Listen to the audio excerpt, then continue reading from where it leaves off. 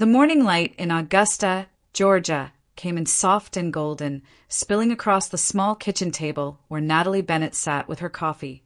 Outside, the early October air carried the faint scent of wet leaves and magnolias, a reminder that fall in the South never truly arrived in a rush. It drifted in slowly, politely. Her apartment was modest but warm, a two-bedroom on the top floor of a quiet brick building overlooking a park. There were no signs that the woman who lived there was the vice president of finance at one of Atlanta's most respected investment firms. The only hints were subtle: a neatly stacked folder of financial reports on the counter, a laptop still open from the night before, and a single framed photo of her late husband in uniform beside her cup of coffee. Natalie had built everything from the ground up. Widowed at 32, she'd spent decades balancing motherhood with ambition, trading sleep for stability and dreams for security. Now, at 58, her income exceeded what most families earned in a year, yet she never let wealth dictate her life. She drove her own gray sedan, handled her own errands, and always said please to every cashier and thank you to every janitor in the building. For her, dignity wasn't about what one owned, it was how one carried oneself when no one was watching. Her phone rang, breaking the quiet hum of the morning. She smiled when she saw the name. "Good morning, sweetheart," she said as she answered. "Morning, Mom." Michael's voice came through bright and cheerful, the way it always did when he had something planned.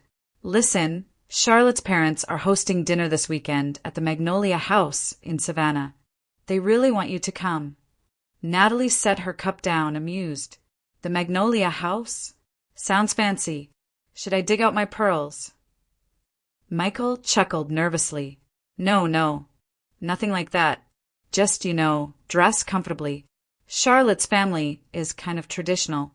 They're old school Savannah folks. I just don't want you to feel out of place."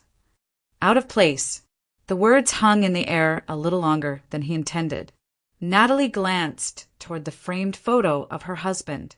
"Don't worry," she said gently. "I'll fit in just fine." Michael sighed with relief. "Great. Dinner's at 7. You'll love them, Mom. They're really refined. And I think it'll mean a lot to Charlotte if everyone gets along." "I'm sure it will," Natalie replied. She could almost hear the smile in his voice as he said goodbye. When the call ended, she leaned back in her chair, eyes unfocused, her reflection faintly visible in the kitchen window. He had no idea. Michael thought she was just another working woman nearing retirement, the kind who budgeted every grocery trip and clipped coupons from the paper. He had never once asked how she managed to send him to college debt-free or why her bills never piled up. Natalie had chosen not to tell him, not out of pride, but because she wanted him to grow into the kind of man who valued effort over inheritance. But now, as she looked around her apartment, the simple wooden table, the muted art prints, the faint ticking of the clock, she wondered what kind of people had raised her son's wife. The Witmores, old Savannah money, families who treated lineage like a currency and modesty like a lack of ambition. She'd met their kind before in boardrooms and charity galas, though never as a mother-in-law. Natalie rinsed her cup and set it gently in the sink. The water ran clear, catching the light like glass. She dried her hands slowly, her mind already drifting toward Saturday evening. There was no anger, no bitterness, just a quiet curiosity that settled deep in her chest. People revealed their truth in how they treated those they considered beneath them. And if the Witmores were as traditional as Michael said, then perhaps this dinner would be more revealing than anyone expected. As she closed her laptop and glanced once more at her husband's photo, Natalie smiled, a knowing, patient smile that didn't reach her eyes. "Let's see who they really are," she whispered. And for the first time in a long while, she felt a spark of something she hadn't felt since her corporate battles years ago: anticipation. By late afternoon, the sun had dipped low enough to paint Augusta in warm amber light. Natalie packed her small overnight bag, locked her apartment, and started the drive toward Savannah. The familiar hum of the highway filled the quiet space of her sedan as pine trees and billboards blurred past the windows. She'd made this trip many times before for business, but this drive felt different, more personal, more uncertain. Halfway there, she stopped by a small roadside flower shop she'd visited years ago. The same elderly woman still ran it, arranging bouquets behind a wooden counter faded by time. Natalie picked a simple bunch of white lilies wrapped in brown paper. They weren't extravagant, just sincere, clean, and timeless. "Something special tonight?" the florist asked kindly. "Meeting new family," Natalie said with a smile. The woman nodded as though she understood more than Natalie had said. "Lilies are a good choice. They speak softly but last long." Natalie thanked her, then continued her drive. The closer she got to Savannah, the grander everything became. Cobblestone streets, old oaks draped in Spanish moss, and historic homes with wraparound porches that whispered of generations of wealth. She parked outside the Magnolia House, a grand cream-colored mansion turned fine dining restaurant. The golden lettering on the sign shimmered in the setting sun. Before stepping out, Natalie glanced at herself in the mirror. She'd chosen her gray dress, plain, neatly pressed, the same one she wore to work on quieter Fridays. Her hair was pulled back in a low bun, her makeup minimal. She wanted to keep her promise to Michael, dress simply. She did not, however, leave behind her dignity. That part of her was immovable. Inside, the restaurant was everything she expected.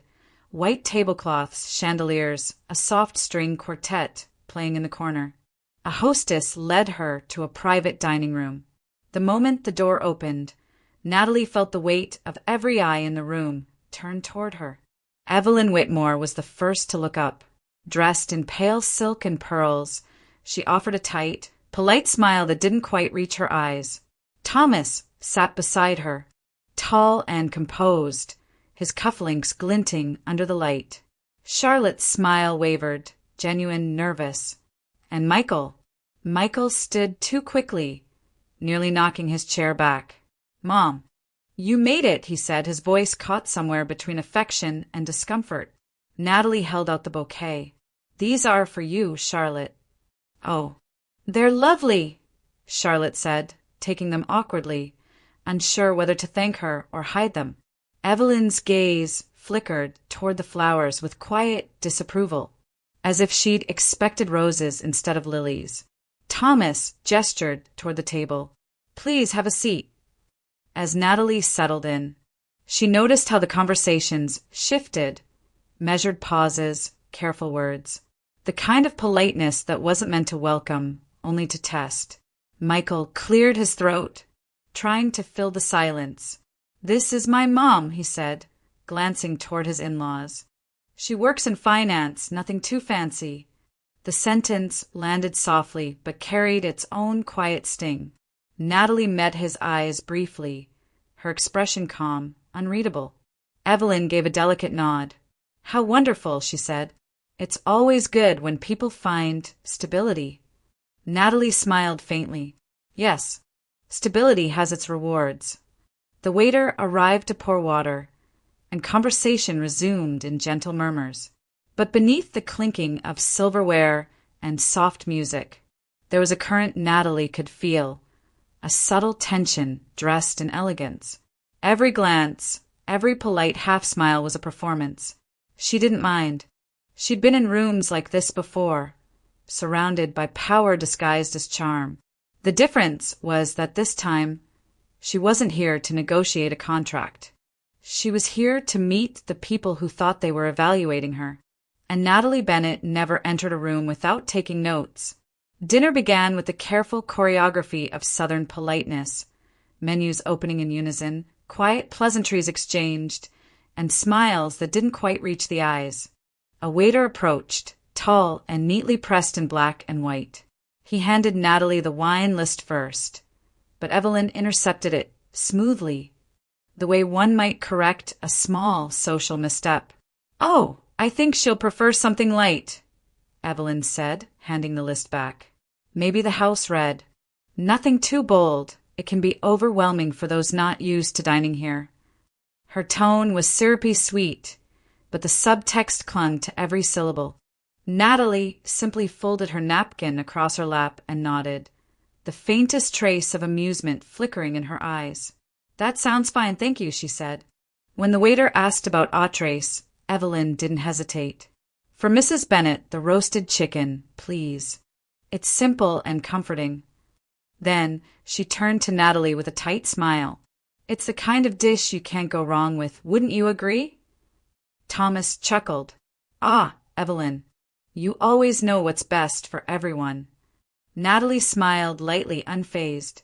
"Yes," she said softly, "you do seem to have a talent for that." Thomas didn't catch the undertone, but Charlotte did. The younger woman's eyes darted toward her plate, nervous, as if she'd just realized the dinner wasn't going to be as easy as she hoped. Michael reached for his glass, his jaw tightening. The conversation drifted toward the Witmore family legacy. Thomas leaned back in his chair, a man entirely at ease in his own mythology.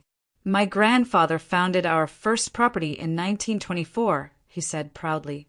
"From there, we built the Witmore brand, hotels, vineyards, a small fleet of yachts. Nothing extraordinary, just hard work and tradition." "Tradition," Evelyn echoed, as though the word itself were sacred. "It's what keeps a family grounded. Don't you think so, Mrs. Bennett?" Natalie's expression didn't change. "Yes," she said, "though sometimes tradition can also keep a family small." Evelyn blinked, unsure how to respond, and Thomas laughed in a way that sounded more defensive than genuine. "Huh, you've got a sharp wit, Mrs. Bennett. Michael must have gotten that from you." Michael managed a strained smile, but he couldn't meet his mother's eyes. He knew exactly what she was hearing beneath the polished conversation. The subtle digs disguised as manners, the class distinction wrapped neatly in Southern charm. Charlotte tried to shift the mood. "We're planning to visit Charleston next month," she said softly. "Mom wants to show us the family estate." "Oh, yes," Evelyn said, delighted to return to safer ground. "It's been in the family for generations. Charlotte will inherit it one day. It's good to know our children will always have roots." Natalie tilted her head, her tone gentle. "Roots are important, but they only matter if the tree keeps growing." There was a pause.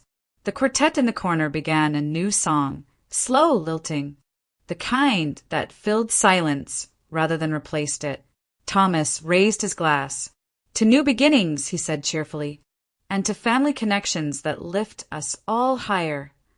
Natalie clinked her glass politely, her eyes never leaving his. "To connections, yes," she replied. A moment later, Evelyn leaned closer across the table, her voice smooth, almost casual.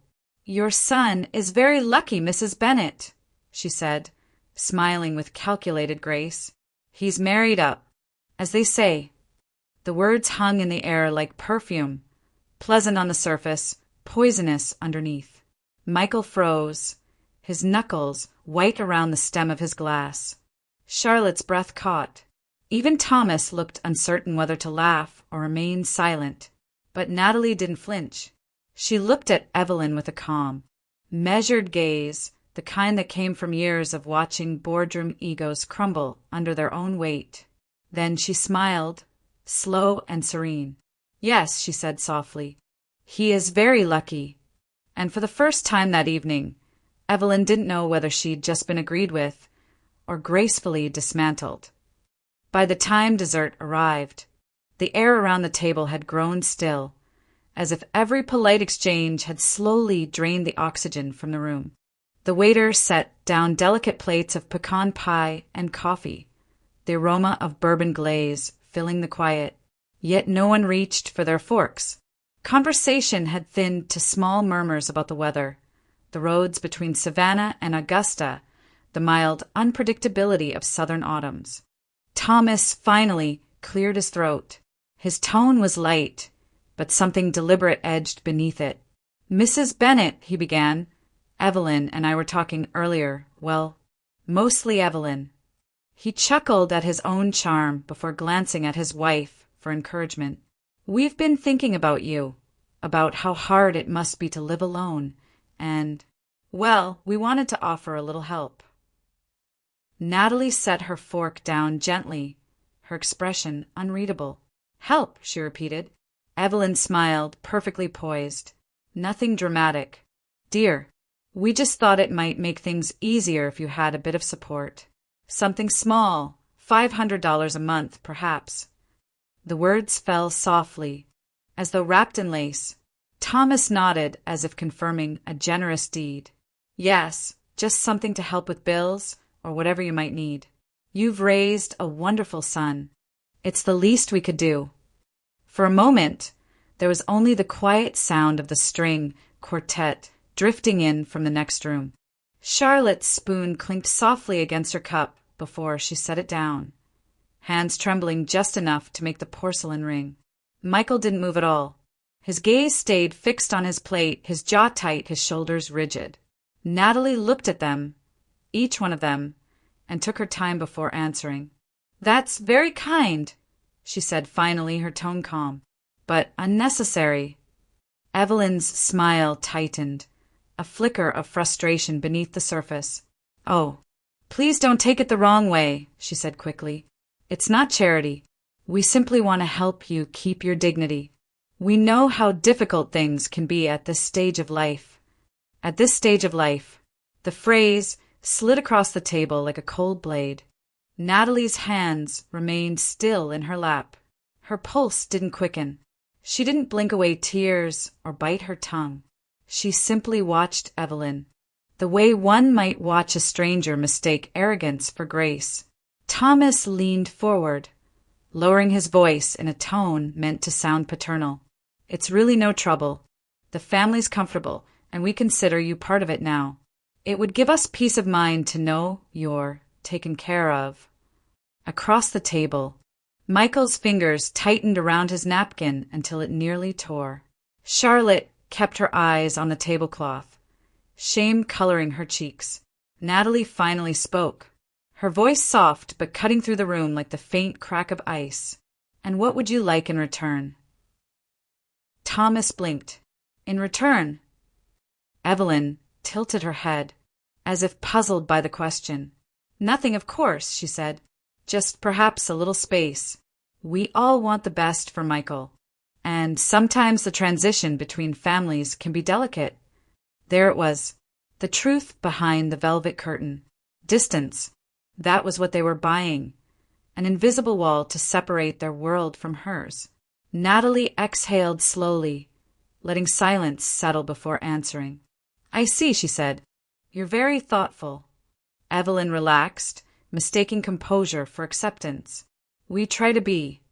The quartet in the next room shifted to a slower melody, something classical, melancholic. The waiter came by to refill water, oblivious to the frost that had settled over the table. Natalie thanked him softly, her manners unwavering. Then she looked at her son. Michael's eyes lifted just enough to meet hers, full of apology and confusion, the weight of realization pressing down on him. She gave him a look that said everything without a word. Don't speak. Not yet. As the coffee cooled untouched in front of her, Natalie's heart didn't pound with rage. It hardened with clarity. These weren't monsters, she thought. Just people so consumed by their own reflection they could no longer see humanity in others. And that was somehow worse. When the check arrived, Evelyn reached for it out of habit, but Natalie gently placed her hand over hers. Please, she said with that same calm grace that had disarmed far stronger adversaries. Allow me. Evelyn hesitated, unsure why the simple gesture made her chest tighten. Natalie signed the slip with a steady hand, her lips curved in a faint, inscrutable smile. Then she folded the receipt neatly, set it aside, and looked at each of them in turn. Thank you for dinner, she said. It's been enlightening. And in the pause that followed, even the string quartet seemed to hold its breath. For a long moment after the check was set down, no one spoke. The air inside the Magnolia House felt heavier now, as though the chandelier above had dimmed on its own.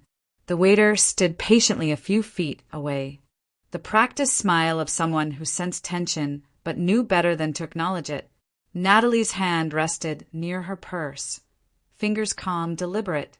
She could have simply paid and left, walked away, swallowed the humiliation in the name of civility.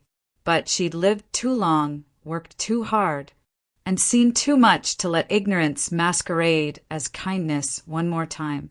When she finally reached into her purse, the gesture was quiet, unhurried. She withdrew a sleek black card and placed it on the leather check holder in front of her.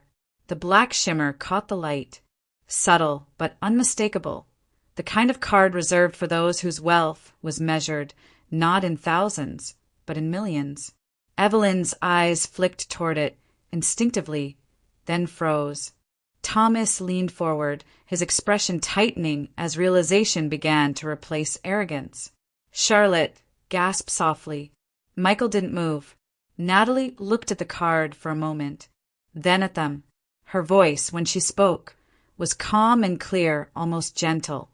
30 years ago, she began, I was a secretary in a small accounting office.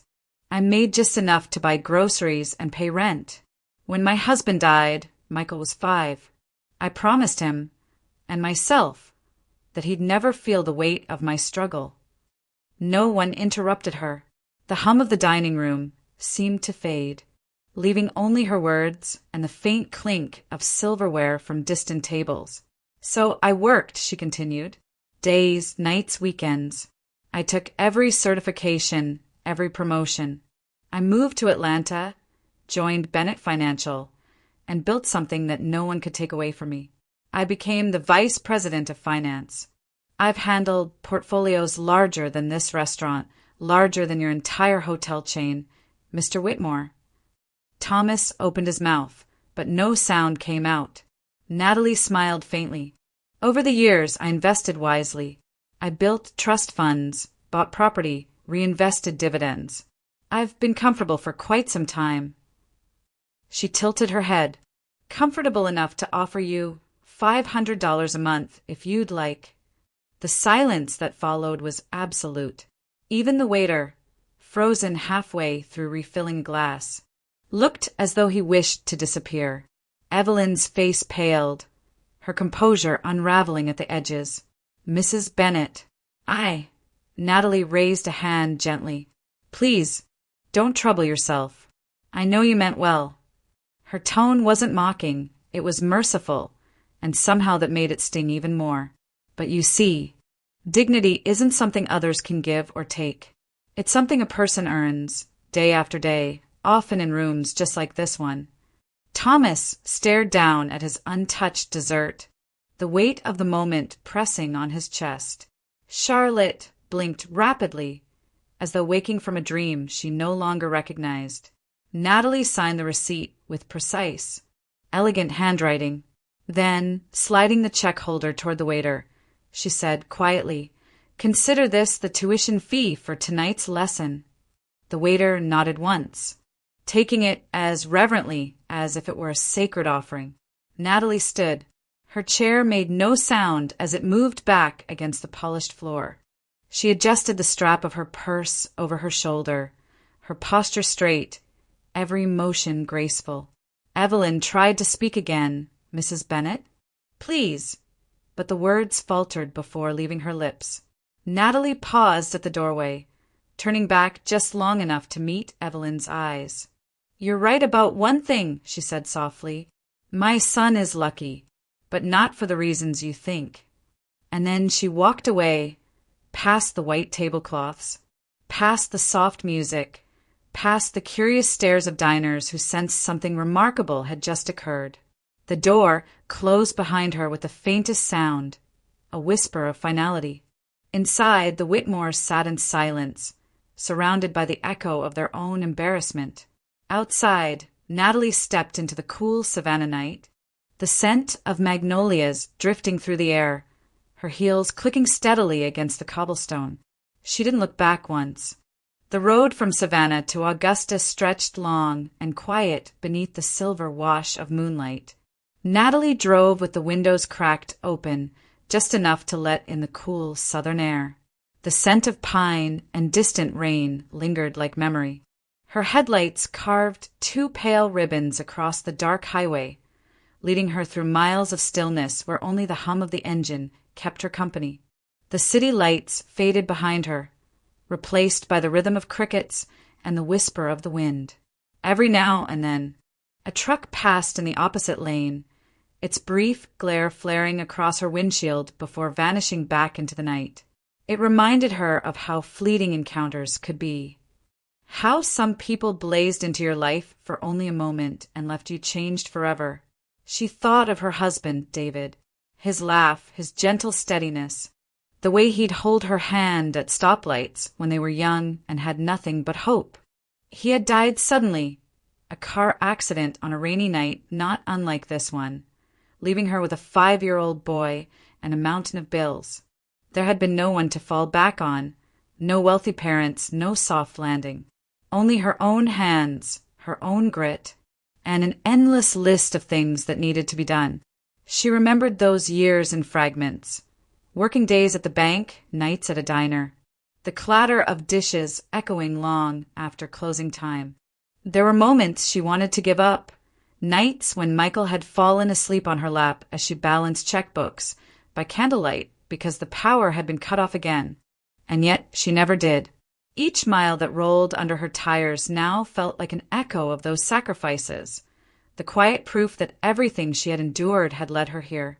Not to wealth, not to recognition, but to peace. Natalie smiled faintly at the thought of the Witmores, still sitting in that pristine dining room, their desserts untouched. She didn't feel anger toward them anymore, only a cool, distant pity. People who had never known hardship often mistook kindness for weakness and humility for poverty. But she had learned that strength didn't always shout. Sometimes it simply endured. The dark fields opened wide around her as she crossed into Burke County. A lone gas station light blinked in the distance, its neon flicker cutting through the darkness like a heartbeat. Natalie turned off the highway and stopped there for a while.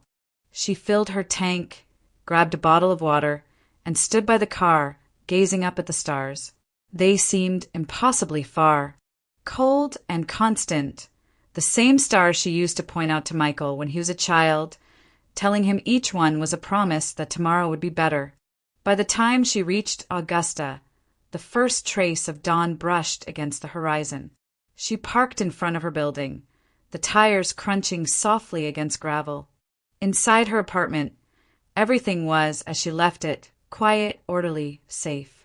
She slipped off her heels, set her purse on the counter, and filled the kettle with water. When the tea was ready, she carried the cup to the window and opened it slightly. The air that drifted in was cool, smelling faintly of wet earth and magnolia blossoms. Street lights shimmered across the glass like scattered jewels. She wrapped her hands around the cup, savoring the warmth, and whispered to the night, her voice almost tender, "Some lessons must be earned the hard way." The steam rose gently, curling into the darkness, and for the first time that evening, she allowed herself to breathe, not as a mother, not as an executive, not as someone who had to prove anything, just as herself. Morning crept in slowly through the sheer curtains of Natalie's apartment, painting soft streaks of light across the wooden floor. The city was quiet, Sunday quiet. No traffic, no phone calls, no pressing deadlines, only the faint hum of life outside. A dog barking somewhere down the street, the low whir of a passing car, and the gentle clinking of a spoon against porcelain as Natalie stirred her coffee. She had slept little, though not because of regret. The night before had been long, but not painful. There was a clarity to it, like the calm that comes after a storm that's already destroyed what needed to fall apart. She sat at her small kitchen table, still in her robe, her hair loosely pinned up, reading through the morning paper without really seeing it. A soft knock came at the door. Not hurried, not hesitant, just familiar. Natalie looked up, half expecting it. She didn't need to ask who it was. When she opened the door, Michael stood there, looking like he hadn't slept at all. His shirt was wrinkled, his eyes red-rimmed, and his voice, when he spoke, was quiet, almost small. "Hi, Mom." "Hi," she said, stepping aside to let him in. "Coffee?" He nodded, following her to the kitchen table. For a moment, neither of them spoke. The smell of freshly brewed coffee filled the air between them, warm but heavy. Michael finally exhaled. "I came straight from Savannah. I couldn't stop thinking about last night." He rubbed the back of his neck, a nervous habit he'd had since he was a boy. "I should have said something. When my in-laws said those things to you," he trailed off, swallowing hard. "I just didn't know how to handle it." Natalie poured his coffee, then sat down across from him. "You don't owe me an apology for their behavior." He shook his head. "No, Mom, I do, because I let it happen. I let them talk to you like that. I thought," his voice cracked, "I thought if I kept things smooth, Charlotte wouldn't feel embarrassed. I didn't want her to think she'd married beneath her world." Natalie studied him, her eyes soft but steady. "And what world is that, Michael?" she asked quietly. He looked up, startled by the calm in her tone. She continued, "The one where people measure worth by the price of their dinner? Or the one where kindness is mistaken for weakness?" He blinked, speechless. Natalie reached across the table, resting her hand over his. "You don't need to protect me from anyone, sweetheart. I've stood across from worse men than Thomas Witmore and walked away without a scratch. What matters is that you protect who you are." He lowered his head, ashamed. "I thought I knew who I was." "You still do," she said gently. "You just forgot for a moment. We all do." The quiet between them wasn't uncomfortable. It was full of things neither needed to say. Michael looked at his mother. Really looked at her, maybe for the first time as an adult. Not as the woman who packed his lunches or worked late hours at an office he never visited, but as someone extraordinary in her own right, a woman who had built her life from nothing and never once complained. He blinked hard, and when he spoke again, his voice trembled. "I'm proud of you, Mom. I don't think I ever said that." Natalie smiled, her eyes softening. "You just did." He stood and stepped around the table, pulling her into an embrace. For a second, she felt his heartbeat against her own, the boy she'd raised now standing before her as a man, finally seeing her as she truly was. When they pulled apart, Natalie brushed a hand over his cheek. "Go home, Michael. Love your wife. Live the kind of life that doesn't need proving to anyone." He nodded, a quiet tear slipping down his face. As the door closed behind him, Natalie leaned against the frame for a moment, eyes closed.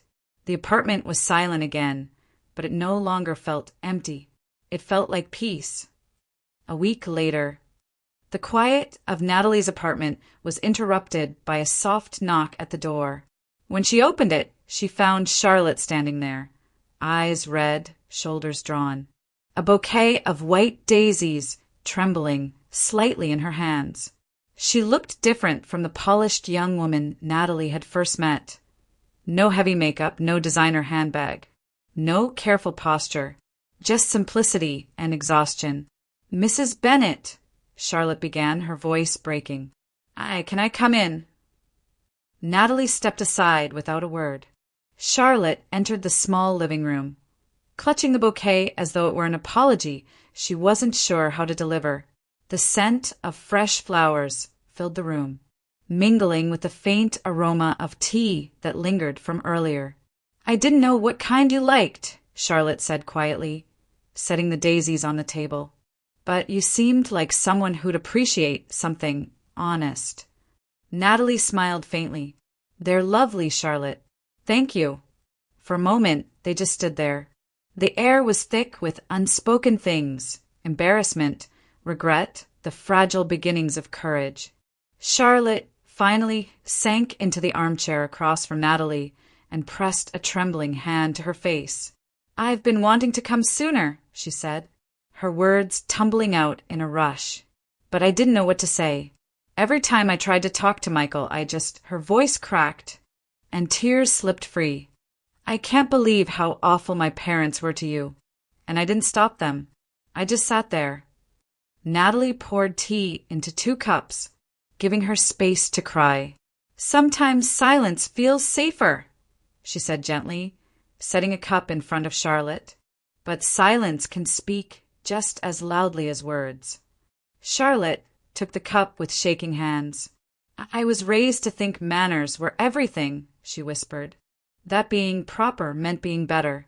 My mother used to say, don't associate with people who don't know their place. I thought she was protecting me, but now I realize she was teaching me to look down on others. She looked up, her eyes shining with shame, and I became just like her. Natalie studied her for a long moment before replying. The good thing about recognizing who you've become, she said, is that you also recognize who you don't want to be. Charlotte let out a shaky laugh through her tears. I don't want to be her. I want to be someone Michael can respect. Someone you can respect. Natalie leaned back slightly, her voice steady but kind. Then start with the simplest thing, she said. Watch how people treat those they don't need. The waiter, the janitor, the clerk at the grocery store. You'll learn more about someone's character from that than from any family name. Charlotte nodded, her tears falling freely now. You're right. I see it now, how small I've been. How blind. My mother always said you can't change where you come from, but I think maybe you can change what you carry forward. Natalie smiled softly. That's a good start. Charlotte reached across the table, hesitated, then gently touched Natalie's hand. Thank you, she whispered, for not yelling at me, for not throwing me out. There's no need, Natalie said. Growth doesn't come from punishment. It comes from understanding. They sat quietly for a while, sipping tea. The silence no longer heavy, but peaceful, like the hush that follows rain. When Charlotte stood to leave, she looked stronger somehow, lighter. At the door, she turned back. I'll make things right, she said. With you, with Michael, with everyone. I promise. Natalie nodded, her voice calm and warm. Do it not for me, dear, but for yourself. That's the only kind of change that lasts. And as the door closed behind Charlotte, Natalie glanced at the daisies on the table. Simple, honest, resilient. They suited her just fine. 2 weeks later, a pale winter light slanted through the tall glass windows of Natalie's office in downtown Atlanta. The Bennett Financial Group towered above Peachtree Street, its marble lobby echoing with the clipped footsteps of executives and assistants. Behind a door engraved with her name, Natalie Bennett, Vice President of Finance, she sat reviewing quarterly projections, calm and composed as always. It was an ordinary Tuesday morning until her assistant buzzed in through the intercom. Mrs. Bennett, there's a gentleman here to see you. He says his name is Thomas Witmore. For a moment, she simply looked up from her papers, the name lingering in the air like a faint echo from another life. Then she said evenly, send him in. The door opened and Thomas stepped inside. Gone was the confident man from the Magnolia House dinner, the polished patriarch with the perfect tie and self-assured smile. He looked smaller now, not physically but in presence. His suit was impeccable as ever, yet his eyes betrayed a kind of fatigue that no tailoring could conceal. Natalie, he greeted, his voice subdued. Thank you for seeing me. She gestured toward the chair opposite her desk. Have a seat, Mr. Witmore. He sat down, his hands resting awkwardly on his knees. For several seconds he said nothing. The hum of the city beyond the windows filled the silence. Then he drew a slow breath. I owe you an apology. Natalie watched him quietly, offering neither comfort nor resistance. Thomas continued, his words halting at first. That night at dinner, I behaved shamefully. We both did. Evelyn especially, though I'm not proud of myself either. I've spent a lot of time thinking since then. About what you said. About what you didn't say. His eyes dropped to the floor, then lifted again. When I saw that card, when I realized who you really were, I felt humiliated. But the truth is, it wasn't you who humiliated me. It was me. You just held up a mirror. And I finally saw what I'd become. Natalie folded her hands atop her desk. Her face was unreadable, serene as marble. And what have you become, Mr. Witmore? He let out a faint, bitter laugh. A man who confuses money with worth. Who measures everything, people, moments, relationships, by what they cost, not what they mean. I built an empire, but somewhere along the way, I stopped building a life. He paused, his voice softening. I thought success made me untouchable, that my wife's pride, my daughter's manners, my son-in-law's career, they all proved I'd done something right. But when I left that restaurant, I realized I hadn't inspired respect. Only fear and emptiness. Natalie leaned back slightly, her gaze steady but not unkind. Awareness is a beginning, she said. Thomas nodded slowly. I know. I don't expect forgiveness. I just wanted to tell you that your words, your composure, made me look at myself differently. You didn't try to hurt me, and that's what hurt the most. There was a quiet honesty in his tone that Natalie respected. She regarded him for a moment, then spoke in the calm, measured voice of someone who had seen too many storms to be moved by one more. True wealth, she said, is measured by what we give, not what we own. You don't need to agree with me. Just live long enough to test it. Thomas's eyes flickered, part shame, part gratitude. I intend to. He stood, smoothing the front of his jacket. Thank you for seeing me. You didn't have to. Natalie gave a faint smile. Courtesy is free, Mr. Witmore. That's why so few value it. He hesitated at the doorway, glancing back one last time. For what it's worth, he said softly, my daughter speaks highly of you. She's different now. Kinda. That's her doing, Natalie replied. Not mine. Thomas nodded once, then left. When the door closed, the room felt still again, but not empty. Outside, the city pulsed with quiet purpose. Natalie turned back to her paperwork, her pen gliding across the page in precise, graceful strokes. Some lessons, she knew, didn't echo in the moment. They unfolded slowly, like dawn creeping over the horizon. And as she worked, the morning light spilled across her desk, soft and golden, illuminating the calm certainty of a woman who no longer needed to be understood to be seen. A golden afternoon settled over the Savannah River Walk, where the sun stretched long and slow across the rippling water. The air smelled faintly of salt and magnolia blossoms, carried by a gentle southern breeze. Natalie walked along the boardwalk, her steps unhurried, her linen dress fluttering softly at her ankles. It had been a full year since that dinner at the Magnolia House. 1 year since the quiet undoing of everything false.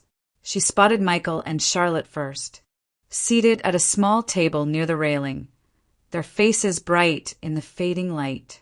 A bouquet of daisies, white and simple, rested in a glass jar at the center. Charlotte stood when she saw Natalie, her hand instinctively touching the gentle curve of her stomach. Mom.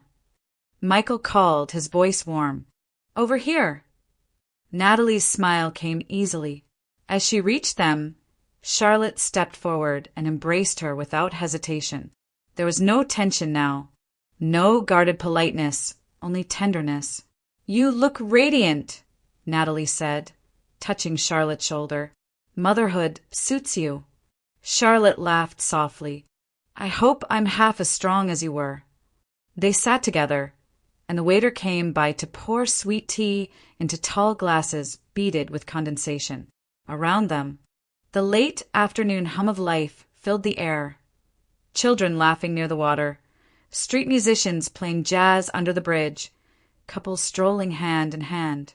It was peaceful, ordinary, and yet for Natalie it felt like a miracle.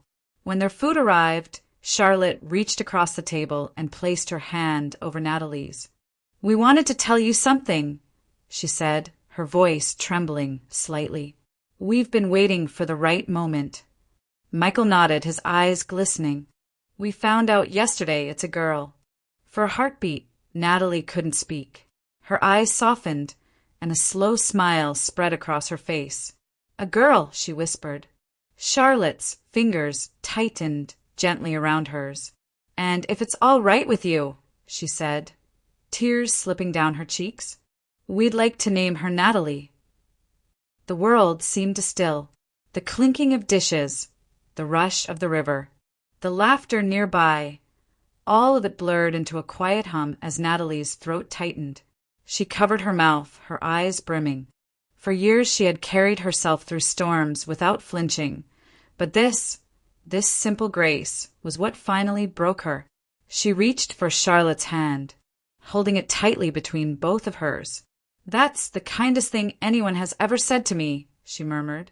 Charlotte smiled through tears. "You taught me what strength really looks like."